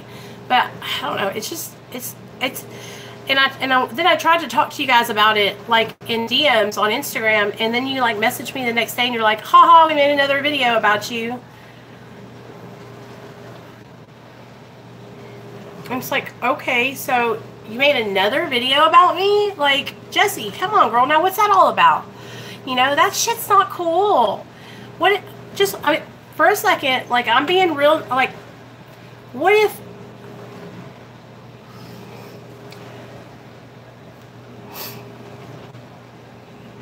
well, who did? Your husband did, you know, and you. So here's the deal, dry mouth. Let me catch you up to speed. So since I started making videos, about 6 or 7 months, no, it hasn't even been that long, maybe 3 or 4 months. I've had some people that don't agree with medically assisted treatment, and so that's how this whole thing started. It's okay, Jessie, like, I understand, but I just want you to know, like, listen, girl, here's the thing. I know that it's funny to you, okay? I know that y'all got a kiki out of it, right? But when we're in, like, I know that you're sober too, 5 years. I know that. And that you don't work a program, but you're sober 5 years. That's still sober, okay? That's still being in recovery. Even though you don't do a program, like, I don't attack you and say, hey, your recovery's not valid because you're not working a program. Just like, you know, I asked you to not attack me because I'm on Suboxone. You know, that still makes my recovery valid, you know, just like your recovery is valid. But when we get into recovery and we start changing our old behaviors, like making fun of people or, you know, like trolling people on YouTube, these are things, and listen, like, I'm not mad at you. I forgive you, okay? Like, I'm cool. But these are things that, like, I have to look at myself. Like, I used to do shit like that too. And troll people, and I would stay in the comment sections on Facebook fighting with people, you guys. And then I looked at it and I thought, what am I doing? Like, first of all, like, I don't have to prove anything to anyone. Like, I have come so far, you know. I was a straight up junkie, and when I'm going into battle like that, into these comment threads, I'm like trying to prove something, and I don't have to do that, you know? And you guys don't have to do that either. And you don't, like, if I block you and you don't want to be blocked, or you want to be a part of the stream and you want to come hang out, because this is a positive place for people that are trying to change their life. You know, you can message me and I will always take a look at it, and if I can, make changes, okay? I'm not too good. I'm not above anybody, you know? But, and I want everyone to be able to take part in this my page, this channel is growing, you guys.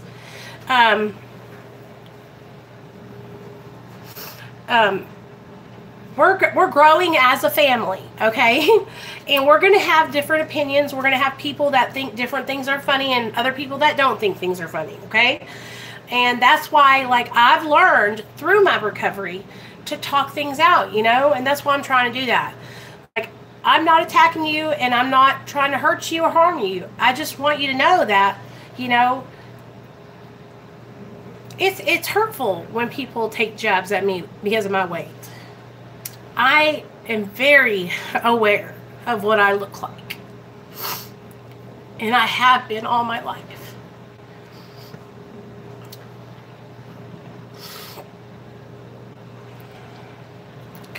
So that's why I brought it up, and I want you to know, like, dry mouth, but I'm not I just want you guys to know, like, thank you, Jesse. I appreciate that. And that's the thing, like, I just want you guys to know, like, if we don't get along on something, like, I'm a reasonable person. I will work things out with you. I will talk with you. I will try to see it from your point of view. Because you know what? I used to not be like that at all. Before I got sober, I used to, like, if my way was the highway, you know? Like, if you didn't see it my way, I wasn't going to fuck with you. But now that I'm in recovery, like, I know that, you know, I'm not always right. And sometimes I make mistakes. And sometimes I'm wrong. And I'm probably going to make more mistakes. You know? Thank you, Jesse. I really do appreciate that. You have no idea how much that I appreciate that. I just want this channel to be somewhere where we can all get along and support each other, you know? Dry mouth, yes. And so let me tell you this. So, okay, you know what, Jesse? Props to you, girl. Thank you so much for taking responsibility. Like, that's a huge, for me, like, that's a big deal. And that's a huge step in the right direction. And that shows maturity and shows that you're, like, trying to do the right thing and work your recovery. Like, that's, but those things, like, you might not think, guys, that those things are connected to our recovery. But being a good person is what recovery is about. Doing the next right thing, you know, is the right thing to do, you know? And so thank you so much for taking responsibility and offering to take that video down. I really appreciate it. That would be awesome. And like I said, I can laugh too, you guys. Like, I got a kiki out of it, but in the long run, you know, it is kind of hurtful. So thank you. Now, we're all going to move on from that. Thank you so much, you guys. And I appreciate all you guys for like having my back. Like, that's really, really awesome. But you don't have to do that because I got me. And that's the thing, like, back in the day, I wouldn't have cared to, like, work it out. You know, back in the day, I wouldn't have cared to, like, see somebody else's point of view or talk to you guys about anything. I wouldn't even be on here. You know, I wouldn't give a fuck. All I cared about back then was getting fucked up.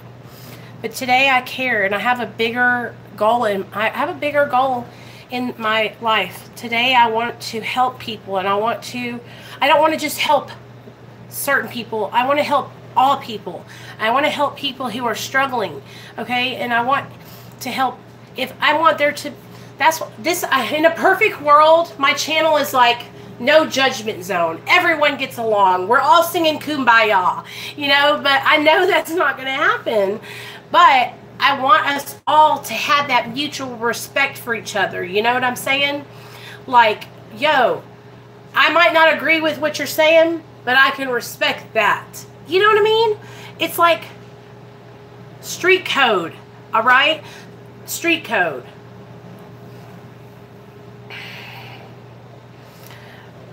Because, like, for the longest time, you guys, I couldn't see shit anybody else's way.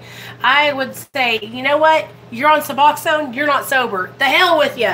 And that's how I was. And I honestly feel like God has literally humbled me, because I got to a point where I couldn't stop relapsing. I was about to lose my son forever. And it was like, yo, get on this medication and it might help you stay sober. And that was my choice, you know. No, I haven't, but I'll have to go check it out. Thanks, Feel Good. I'm always down to check out new channels. Let me tell you guys about some new channels. Yeah, okay, and that's the thing, like, I respect that. Like, if that's what helps you stay on track, y'all, if smoking pot helps you stay sober, I respect weed, okay? I know it has medicinal purposes. I don't smoke it because, damn, if you think I'm fat now, if I smoke pot, I'd be rolling out of here. Right, and that's how I want it to be. I just want it to be like, hey, what's up? A mutual respect. And if you have to do the nod to each other and then walk by. Yeah, me too. But I respect it, you know? Just like I respect people that take kratom. I know a lot of people that take kratom to get off opiates and it's saved their life, you know? But I used to not would have seen it from that point of view. I had to be put in my position I'm in now on Suboxone to see it from somebody else's point of view. And that's what God did for me. God did that, you guys. He humbled me. He put me in the position because I used to not see it any other way. Okay? I used to I couldn't accept it. I couldn't accept your way because the only way was AA. And that's probably why I never got it. Because I was judgy.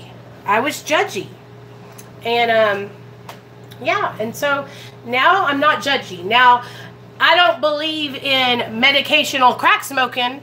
I don't believe in medical alcohol guzzling.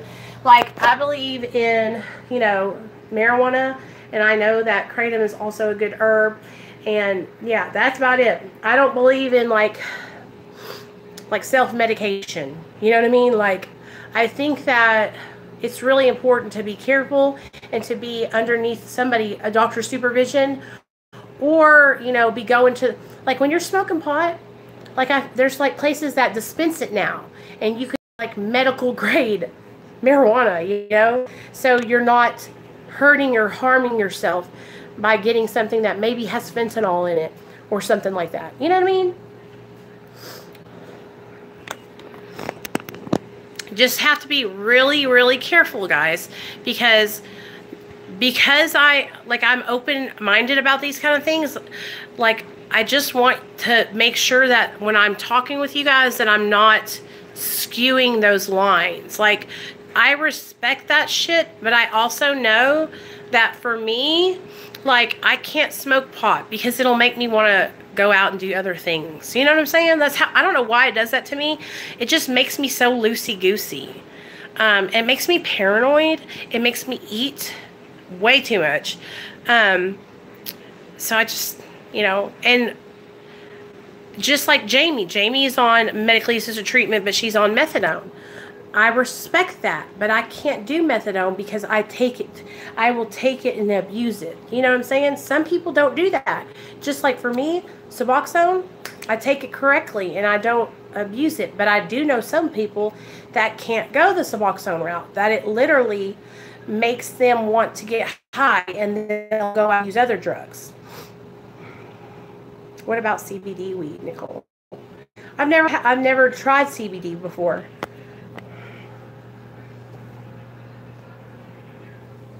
Okay. Feels more like Xanax. Oh, really? See, I've never tried CBD, and I never thought that, I don't even know if there's any, like, good CBD selling places here in Arkansas, where I live, because we're so behind, you guys. Like, weed's not even, I don't even think it's legal here.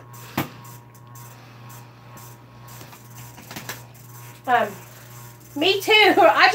I totally freak out on marijuana, y'all. Freak out. Okay, Jesse, I'm gonna unblock you. Okay? I just gotta get on my regular computer though. Okay, you guys. Now I feel like we all have, look at this. See? Now, this is what I'm talking about. We worked on our differences. We can all get along. We can all be cool. And that's what I want, that my channel, I want this to be a place where, like, if you don't like somebody, it's all fucking good. Let's just all be cool. We're just trying to stay sober, you guys. We're just trying to stay sober. And we're just trying to help each other stay sober. Do you know what I mean? Like, we don't have to get along to help each other stay sober. You know, we don't have to get along or like each other even. We just got to share. We all we all share a common bond. And that is the struggle, dude. The struggle of being drug addicts. It's like, the struggle is real, y'all. And you know what? Fuck it. Like, if I'm struggling, damn, man, I might need to hit up Jesse one day. You know what I mean? Jesse might need to hit me up one day. You know, like, I just always want to keep it real. And that's just how I am over here, you know? And I want to keep my channel somewhere where people can all come from all different races, shapes and sizes, and just everything, okay? Your squad mates, but when the shit hits the fan and gets, yes, we can go to war. And that's what we're doing, you guys. We are in a war. We are in a war against the disease of addiction, and we are all front linemen, okay? And we have to help each other. Yeah, that was a good analogy, Dry Mouth. That is a good analogy. You know, I mean, I'm not going to fucking let y'all get shot. You know, I'm not going to let one of you guys walk out and get fucking high tomorrow. That's like basically me letting you die. That's why I'm like, if you got to get on maintenance because you can't stop getting high, get on maintenance. You got a place here, okay? If you got to go to treatment because you can't stop getting high, go to treatment, okay? Just get some help, okay? Because that's what I'm about. I'm about harm reduction, saving lives. We don't want you to die today. What the hell? Hold on, guys.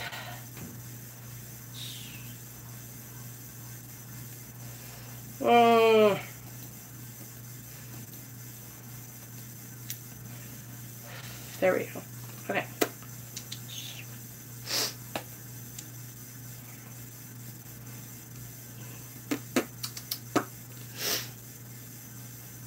We're just trying to live today. We're just trying to live today. We don't want to die today. We're just trying to live today. Okay. And I know, listen, you guys, I know I can be a nerd sometimes, okay? I know that, but it's all good. You know what I mean? Like, we all are a little goofy sometimes. Okay. Let's see what we got going on. So Jamie wants to be a moderator. Let's see where you're at, oh girl, Jessie. Okay, there you go. You're unblocked. Now let's see. Let's find Jamie. Blah, blah, blah, blah. Save.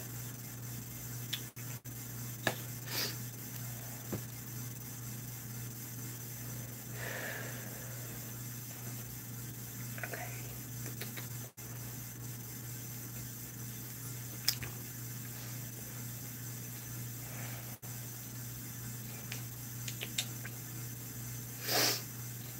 Sorry, y'all. I'm looking. Oh, there you are, Jamie.